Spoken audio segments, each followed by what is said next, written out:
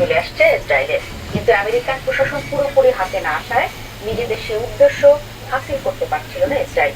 এবার ট্রাম্প প্রশাসনকে হাতের মুঠোয় নিয়ে ইরানকে শায়েস্তা করতে নেমেছিল দখলদার